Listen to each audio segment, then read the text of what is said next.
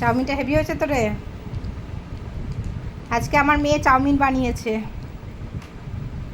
ও নিজে একা একা চাউমিন বানিয়েছে। এই ফার্স্ট বানালি তো বাবু? এর আগে তো বানাসনি, এটাই ফার্স্ট বানিয়েছিস, ভালো হয়েছে।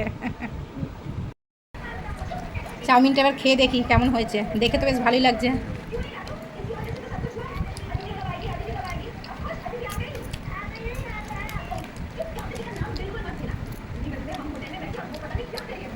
হেভি হয়েছে, খুব সুন্দর হয়েছে চাউমিনটা। যখন যেটা খেতে ইচ্ছা হবে নিজের ট্রাই করবি, চেষ্টা করবি, দেখবি শিখে যাবি।